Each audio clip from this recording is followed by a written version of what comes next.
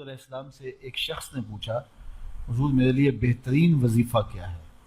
تو حضور نے اس کو یہی جواب دیا ان تموتا ولسانک رطب من ذکر اللہ، تو اس حال میں فوت ہو کہ تیری زبان اللہ کے ذکر سے تر رہے، تو اٹھتے بیٹھتے چلتے پھرتے اللہ کا نام پکارا کریں، اس کا ذکر کیا کریں، تلاوت کلام مجید کی کثرت ہو، معمول زندگی بنا لیں۔ یہ کوئی مشکل نہیں ہے، زبان فضول گوئی سے بچ جائے گی اور اللہ کے ذکر کی برکات روح تک اتریں گی۔ کچھ اذکار تو اتنے سہل ہیں کہ زبان پر بڑی سہولت کے ساتھ جاری ہو جاتے ہیں۔ بخاری شریف کی آخری حدیث ہے کلمتان خفیفتان علی اللسان حبیبتان الی الرحمن ثقیلتان علی المیزان سبحان اللہ و بحمدہ سبحان اللہ العظیم۔ دو کلمات ایسے ہیں جو زبان پر بڑے ہی ہلکے ہیں، میزان پر اتنے بھاری ہیں کہ جب رکھے جائیں گے پلڑا جھکا دیں گے، اور اللہ کو بڑے ہی محبوب ہیں۔ اور وہ کلمات کیا ہیں؟ سبحان اللہ و بحمدہ سبحان اللہ العظیم۔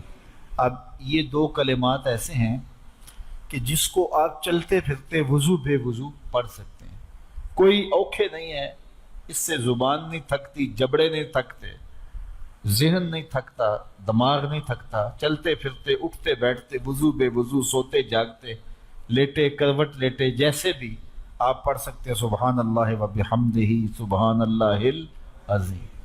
تو جب یہ میزان پہ رکھے جائیں گے پلڑا جھکا دیں گے۔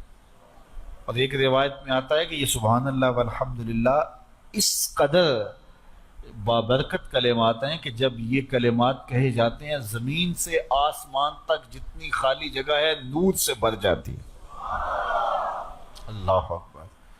تو یہ کیا مشکل ہے کلمات بولتے ہوئے کہتے ہوئے اٹھتے ہوئے سبحان اللہ و بحمدہ سبحان اللہ العظیم، یہ اٹھتے بیٹھتے پڑھتے ہیں۔ اس طرح قرآن مجید کی تلاوت، دیگر کلمات طیبہ ہے، دیگر کلمات، تو کہا کہ تو اس حال میں مرے کہ تیری زبان اللہ کے ذکر سے تر رہے۔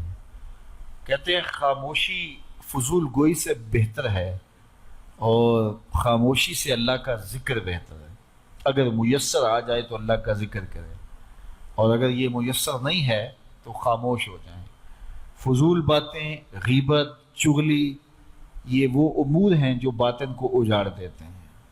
آج میں اور آپ اپنی گفتگو پہ غور کریں، انسان کے زیادہ تر گناہ اس کی زبان کی وجہ سے، اور بہت ساری نیکیاں اس کی زبان کی وجہ سے۔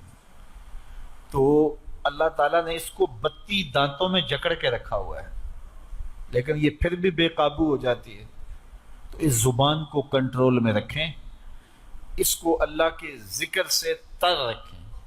جو زبان اللہ کے ذکر سے تر رہے گی وہ اللہ کی خاص رحمتوں کی حقدار ہو۔